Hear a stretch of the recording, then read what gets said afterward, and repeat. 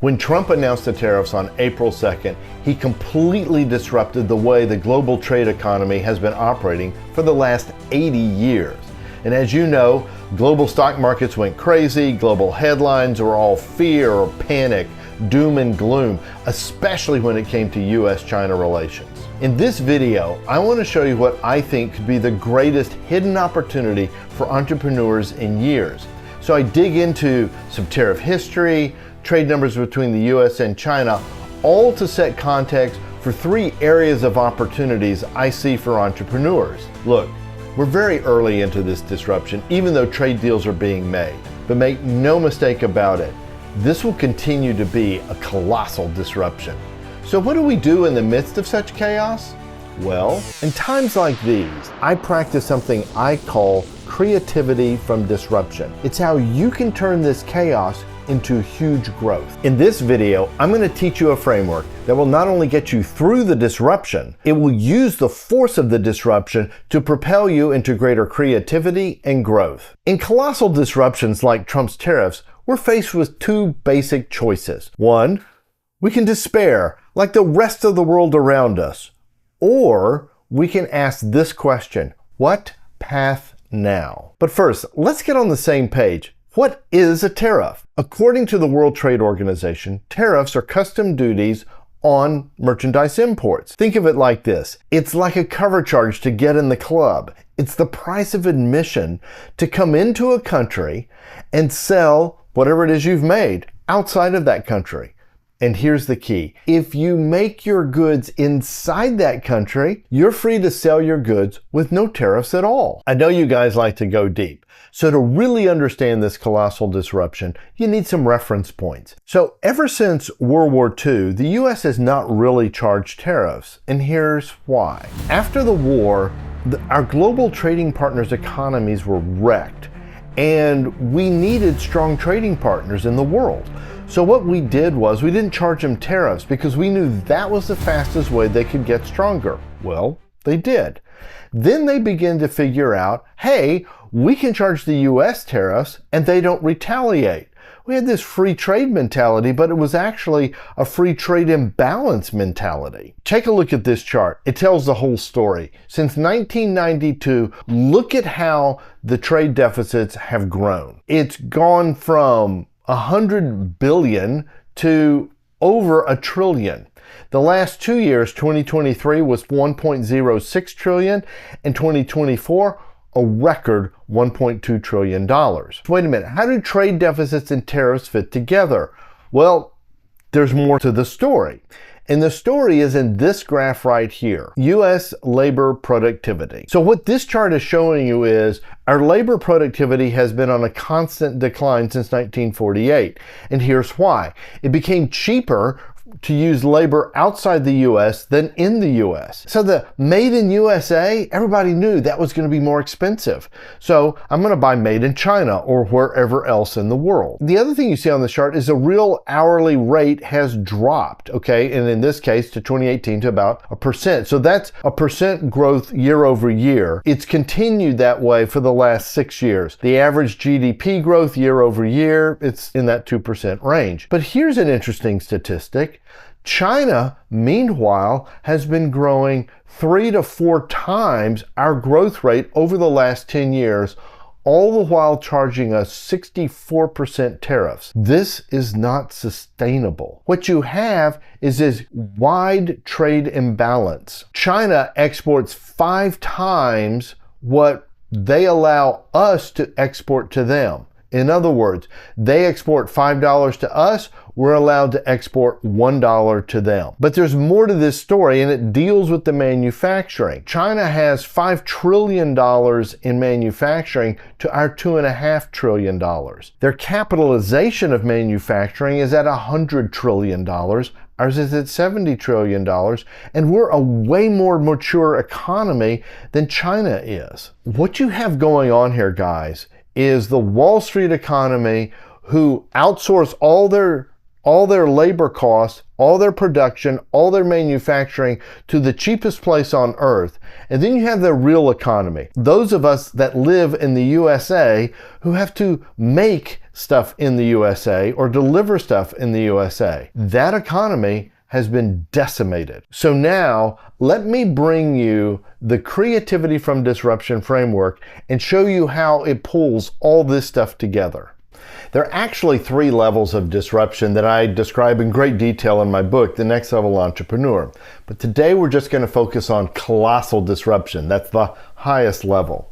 And to do so, I'm going to take you through the framework, and then below I'll explain the tariffs and how they work. So this is based on a true story that happened. So imagine it's May 26, 1997, lovely little neighborhood in Gerald, Texas, just south of Austin. Houses and trees, everything's very nice. On May 27th, the next day, a tornado comes through and it wipes everything out. So on the 26th, we had reference points, houses, trees, roads, all that sort of thing, right? On May 27th, all the reference points were gone. This tornado was so violent, it literally ripped up entire homes were gone, roads were gone, linoleum off the slabs of kitchen floors.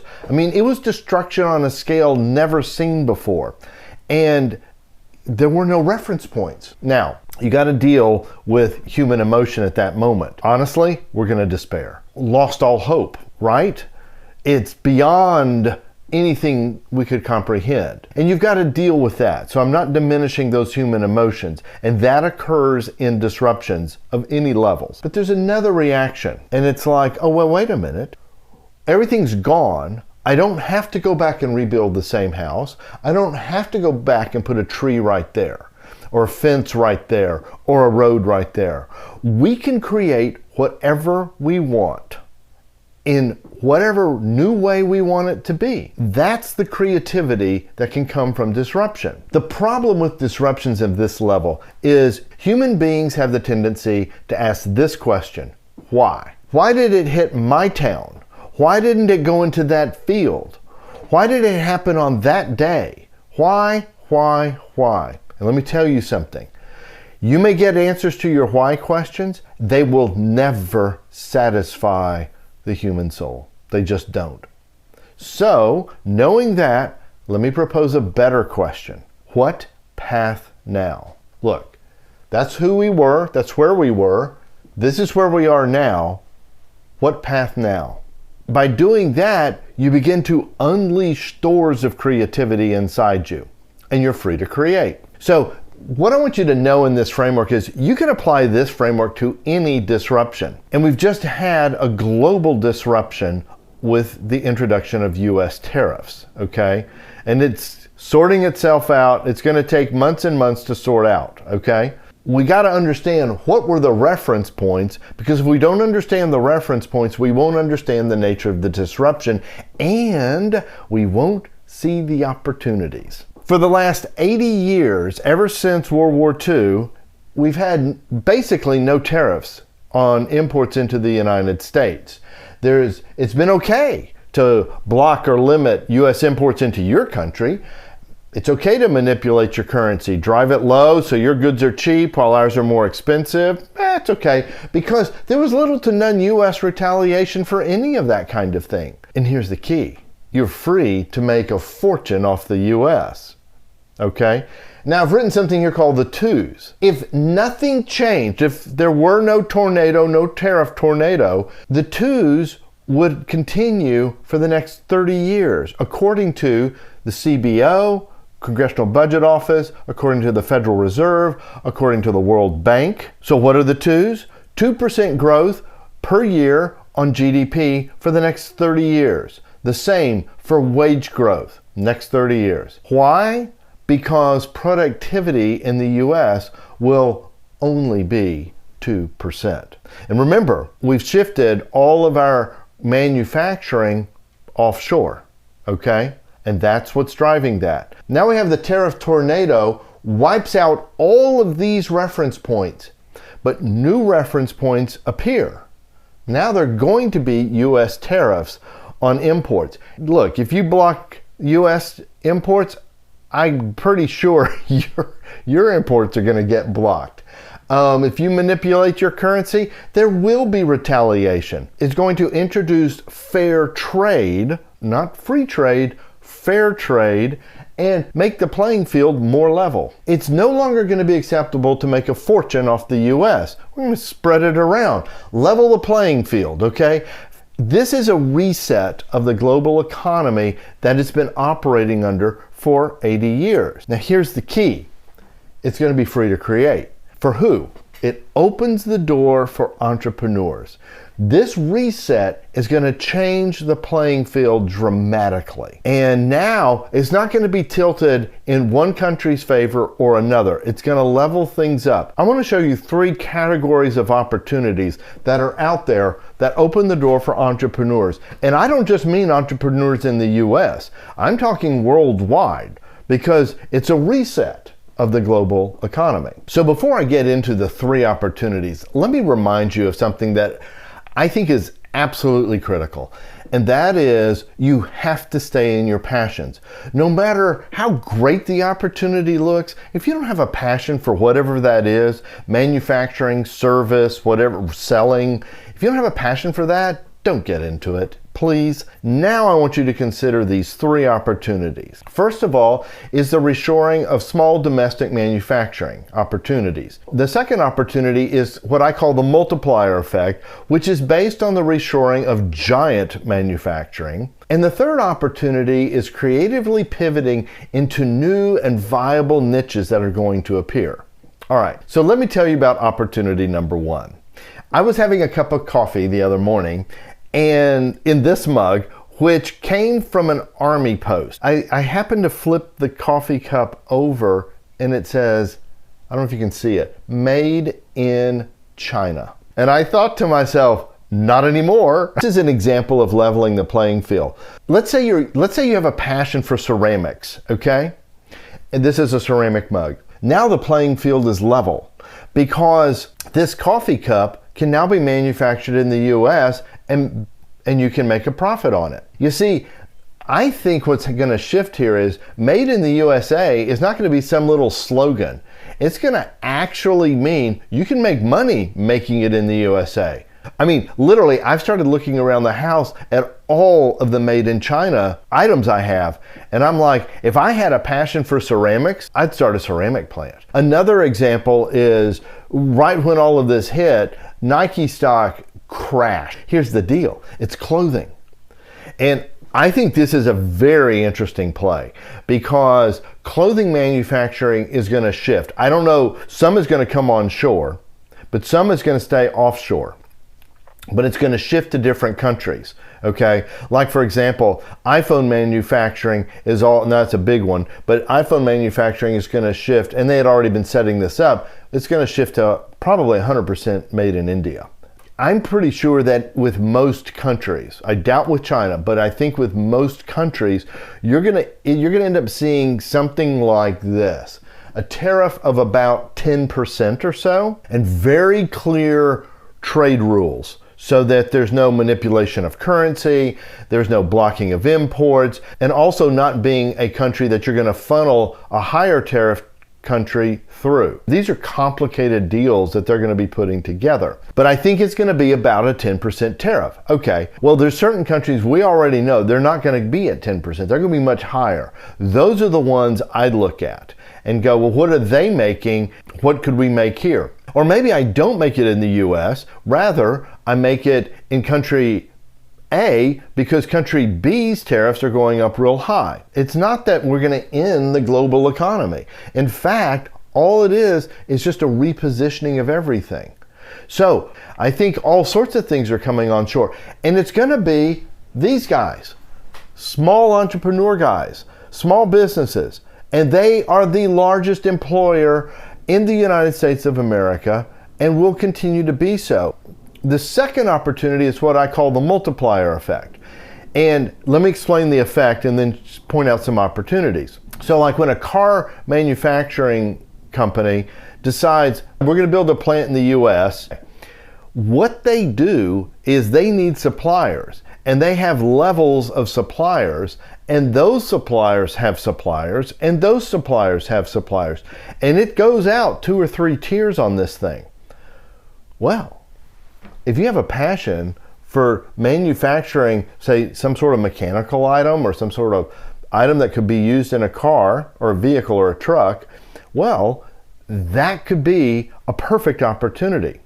Let me give you an example. SpaceX, it's a US company, right? So I know a small entrepreneur who has a machine shop, and he landed a contract to supply a certain part for SpaceX.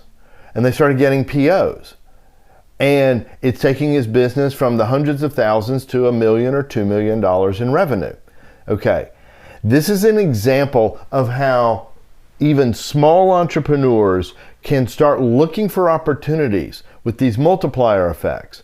And you're hearing it every day in the news if you look for it. Honda is going to build a plant in the US. Apple's going to build a huge chip plant. NVIDIA is going to bring a chip plant. One of the pharmaceuticals is going to do a $50 billion investment in a pharmaceutical plant. We're talking all kinds of plants. And what's happening is trillions of dollars of investment is coming back to the US to manufacture goods. The multiplier effect opens the door for suppliers that are small entrepreneurs. Just keep in mind, if you've got a passion for making seatbelt covers, okay, great. Then you're gonna have a lot of opportunity. You may need to relocate or pivot to have an operation near the Honda plant, okay, or the chip plant or whatever's coming in. Now the third opportunity is certain niches are gonna open up that weren't open before. Now, this is very interesting, as I have some personal experience with it. So a company that I know pretty well because I've worked with them, worked with the leadership for quite a while, is in the commercial furniture business.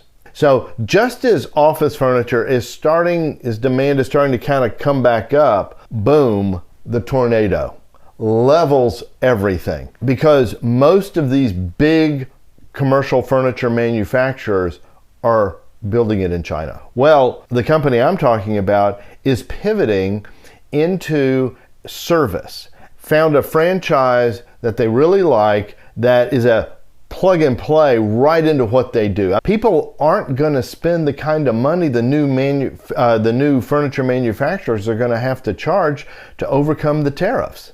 And so they've either got to bring their manufacturing back over to the US where it once was up until about 10 years ago, or go broke. In the meantime, the company I'm associated with, well, they're busy going to be making plenty of money on service, may never even go back into commercial furniture sales. This is the kinds of pivots. This is a trickier one, but you can start seeing how you can be free to create. And if you're asking the question, what path now? Oh my gosh, holy smokes, I guarantee you there is something. So here's what I want you to do. Stop seeing the tariffs as some kind of barrier or worse, end of the world, doom and gloom thing, and rather start seeing them like it's the starting horn, ripping up the old map. The reference points are gone. And while everyone else is panicking and asking why, you know the question to ask. What path now? So I'd love for you to subscribe to the channel because we're going to keep this kind of content coming, and tell us about your opportunities that you're seeing. Let's kick some of this stuff around because this is a great boon opportunity for entrepreneurs. Plus, I've got this video right here I'd love for you to check out. I know it's going to help you, but most of all, remember, in the chaos of disruption lies great opportunity, but only for those who ask, what path now? And may you live truly free.